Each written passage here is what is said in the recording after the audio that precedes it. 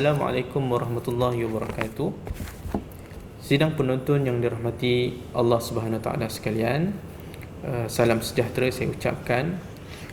InsyaAllah pada pagi ini kita akan meneruskan satu perbincangan dalam Islamic Studies at UM, di mana kita akan membincangkan ataupun memperkenalkan satu karya baru yang ditulis oleh salah seorang penulis daripada Akademi Pengajian Islam, iaitu Profesor Datin Dr. Nur Naimah Abdul Rahman, yang bertajuk Ketum Perubatan Moden dan Perubatan Islam.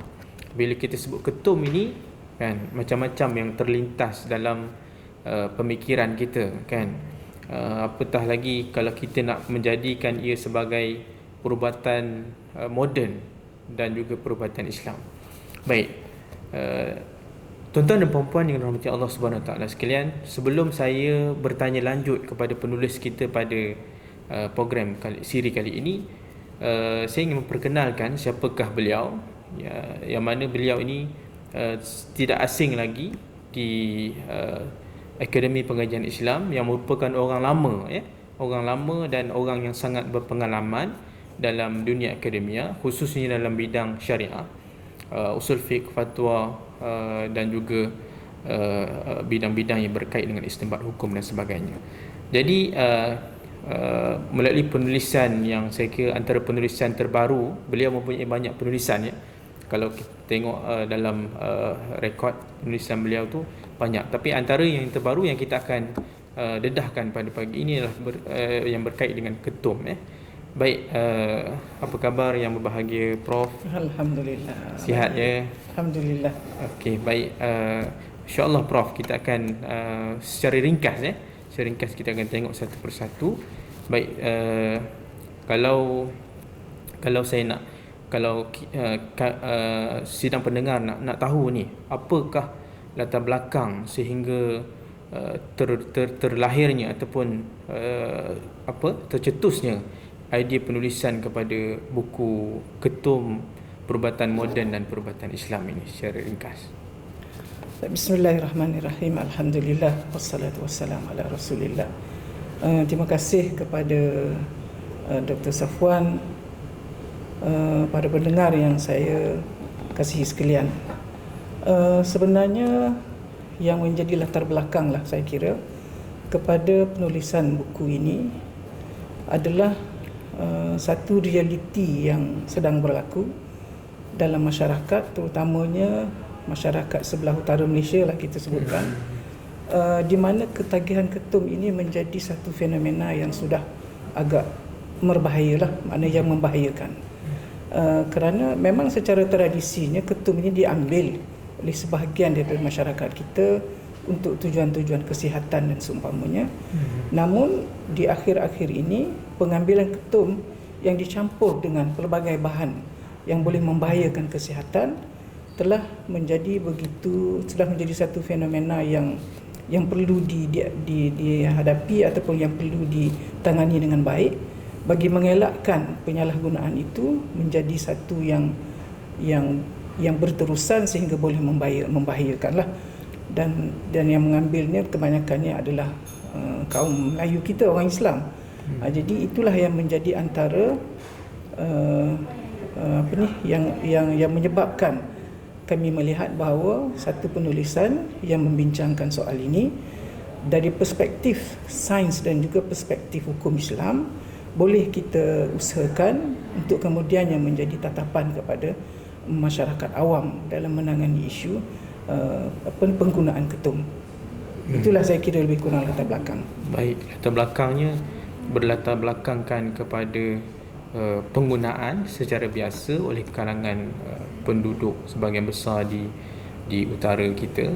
Kemudian ada berbangkit di sana isu-isu penyalahgunaan kerana pencampuran untuk tujuan-tujuan tertentu kan, sebagaimana kita maklum. Dan buku ini dia saya sempat tengok secara tidak langsung di bahagian isi kandungan ini sangat menarik dan mendatangkan beberapa beberapa hakikat ketum itu dari sudut perubatan, dan juga apakah pandangan Islam dalam penggunaan ketum sebagai perubatan moden. Saya kira itu dia punya point yang utama. Baik, Prof, kalau kita tanya kan, mesti di sana telah terdapat penulisan-penulisan yang lain berkaitan dengan ketum ini. Jadi buku ini sudah tentulah memiliki satu dimensi baharu kan, ataupun kita kata keistimewaan yang tertentu yang ditonjolkan sehingga diterbitkan oleh penerbit universiti Universiti Sains Malaysia USM. Baik, apakah kalau kita boleh sebut tentang keistimewaan itu, mungkin Prof?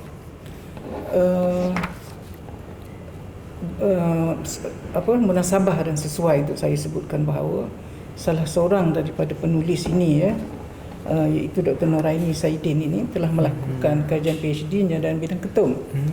Jadi dia sudah tentulah mempunyai maklumat daripada penyelidikan yang dilakukan, maklumat yang fresh, maklumat terkini yang diisikan, yang dimasukkan dalam kandungan buku inilah di antaranya.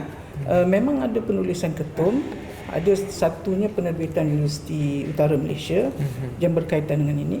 Namun saya kira masing-masing mempunyai pemberat dan kelebihan masing-masing. Yang mana pada saya melihat antara keistimewaan dan kelebihan yang ada dalam buku ini adalah kerana dia telah menggarap beberapa dimensi ataupun aspek yang berkaitan dengan ketum. Misalnya kalau kita tengok dalam bab kedua daripada buku ini, misalnya yang disentuh adalah aspek biokimia dan farmakologi ketum. Dalam bab yang ketiga, sosiodemografi, sejarah penggunaan ketum dan kesan-kesan psikologi daripada penggunaan ketum. Kemudian kesan-kesan fizikal, kesan-kesan psikiatri dan kejiwaan juga disentuh dalam penulisan ini. Dan kemudiannya kita akhirkan dengan bagaimanakah perspektif Islam dalam menilai penggunaan ketum yang telah dibuktikan juga secara saintifik ada dia punya kelebihan dan ada unsur-unsur rawatan yang boleh dihasilkan daripada ketum ini. Namun dalam masa yang sama ada penyalahgunaan yang telah berlaku dalam kalangan masyarakat.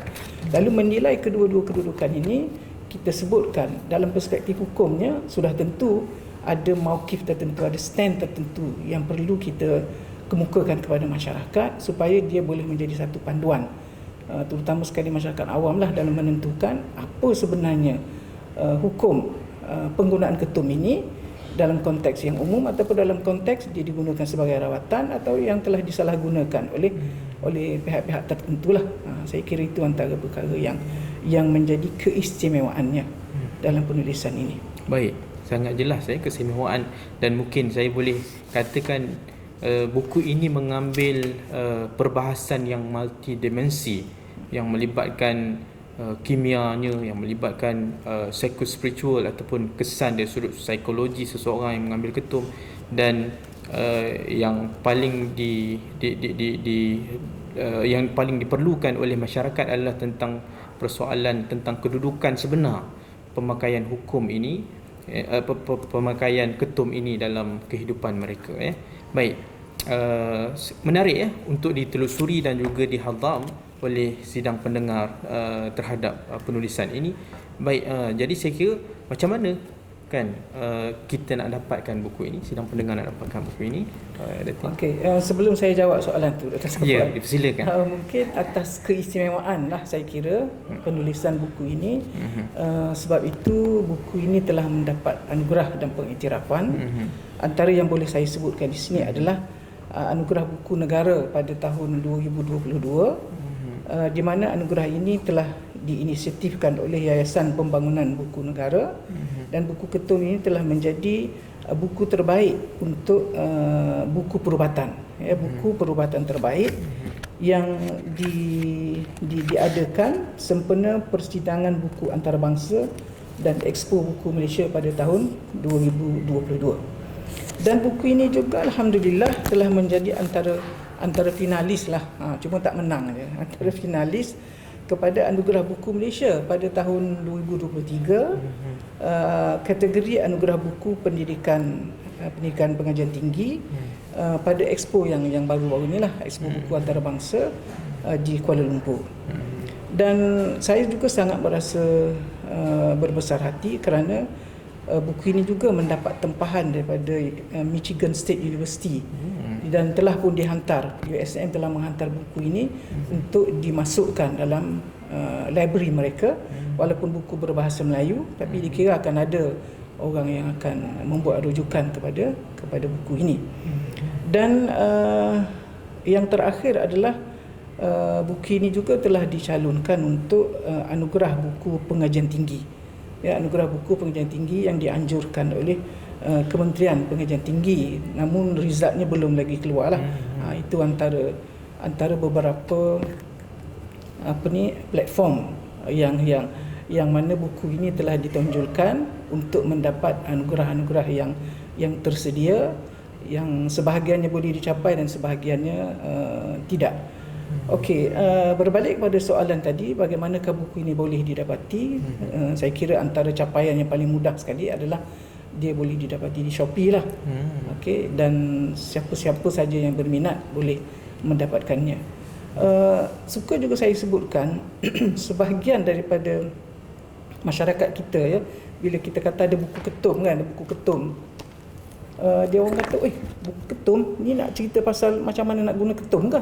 Itu antara yang segera terlintaslah di kalangan masyarakat awam, ya, sebelum mereka melihat apa kandungan yang ada. Dan buku ini sebenarnya setelah dia dilancarkan telah mendapat sambutan daripada masyarakat awam, daripada pelbagai pihak. Jadi kawan saya, bekas murid saya sebenarnya, Dr. Muhammad Afifuddin ni telah mendapat jemputan daripada banyak pihak untuk mengulas tentang buku ini. Di antaranya masyarakat di kampus sendiri, kemudian di sekolah-sekolah, di masjid dan seumpamanya. Mereka nak tahu cerita apa. Sebab saya rasa antara yang menariknya adalah apabila kita letakkan di tajuk itu perubatan moden dan perubatan Islam. Jadi dia nak tengok dimensi perubatan modennya apa yang ada pada ketum, dan bagaimana pula maklum balas hukum Islam dalam menangani isu ketum ini. Jadi saya rasa itu sangat menarik bagi sesiapa yang belum dapat tu, eloklah saya kira untuk dapatkannya dan dibaca mudah-mudahan, dan dia pun dalam bahasa yang mudah untuk difahami saya kira. Okey, baik Prof. Atin, ya. Sangat-sangat istimewa buku ini kerana telah mendapat beberapa anugerah pun, kan, dan telah kira-kira anugerah itu sebagai pengiktirafan bahawa buku ini sangat-sangat perlu dimiliki, oleh sidang pembaca yang dirahmati oleh Allah Subhanahu Wa Taala sekalian. Baik, jadi saya kira itu sahaja untuk siri kita pada hari ini di dalam Islamic Studies at UM. Dan terima kasih kepada yang berbahagia Profesor Datin Dr. Nur Naimah atas kesudian meluangkan masanya bersama-sama kita sidang penonton, ya, untuk mengulas sedikit sebanyak buku yang beliau hasilkan. Dan jangan lupa like, komen, subscribe dan share video ini dalam Facebook, Instagram, YouTube dan Twitter Akademi Pengajian Islam. Baik, kita akan bertemu lagi dalam siri-siri yang akan datang. Aqulu qawli hadza astaghfirullah li wa lakum. Assalamualaikum warahmatullahi wabarakatuh. Waalaikumsalam warahmatullahi wabarakatuh.